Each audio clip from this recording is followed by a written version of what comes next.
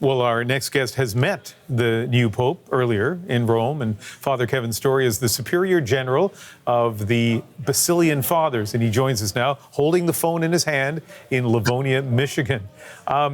So you had an issue, you took it to Rome, and you had a meeting with who was then Cardinal Prevost. Tell us about the meeting. So usually when you make a meeting with dicastery, you ordinarily meet with an administrator, another nun or priest or someone to take the information and your concerns down. So I was surprised when Cardinal Prevost walked into the room with a notebook in his hand, and he took all the notes about my concerns and all the rest. And we talked for about 45 minutes. And after taking all my concerns, he said, well, I'll get back to you in 2 months. And he did. And he resolved the issue. And then we just connected in terms of a human level, about his experience being in Peru, my experience for a little while as a missionary in Colombia. He was the Superior General of the Augustinians. I was the Superior General of the Basilian Fathers, the joys and the challenges of leadership. So it was just a lovely kind of a human moment where this person who at that time was far more significantly important than I am, we were just able to connect as a priest to another priest, talking about each other and talking about our experiences and leadership and the church. So it was a lovely moment. As you reflect back on that meeting and all of those things that you just described, and knowing what you know about dealing with the church and dealing with other priests, among others, what qualities do you think he will bring to the papacy? I think he'll be hands-on. For him to meet with me directly, I think he's concerned about things on a personal level. I think he'll be responsive, as he was with my issue within 2 months. And he also has a great sense of humor. We kind of joked about the fact that there's a bus company that has his name, Prevost. And I said, is that a relation for you? And he kind of rolled his eyes and joked, and he said, I only wish our family had that kind of money, but we don't.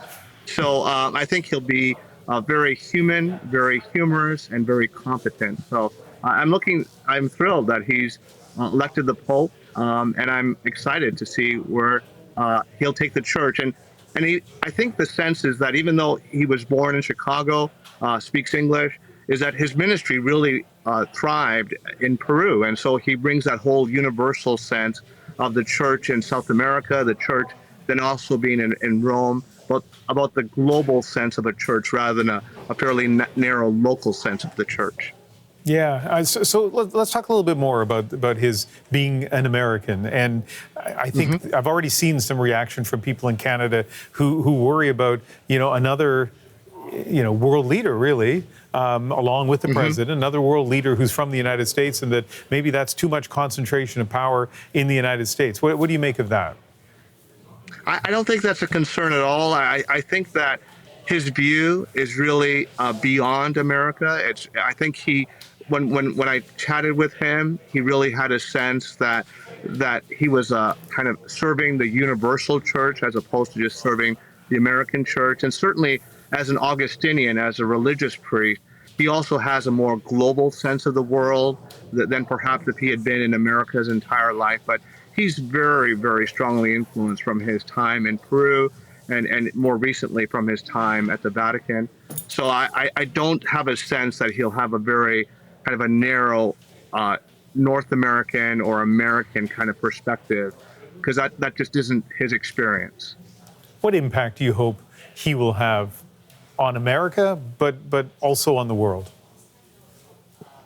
I really hope he could be a unifier. I think, in terms of him being the Pope, that he appeared in more traditional garb as the Pope, and that's lovely.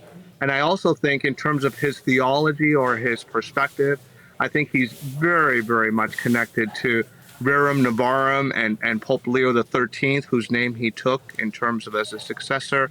And Rerum Novarum is the basis of the Catholic social teaching. So I think he'll be very, very much consistent with what Pope Francis has done and will continue to do. But I think more than anything, if he can bring together unity in the Catholic Church and unity in the world when there's so much sort of dividing us sometimes on external factors, I think that would be my great hope for Pope Leo, is that he could sort of do that. Something I'm sure a lot of people are hoping for. Father Storey, thank you very much for speaking with us.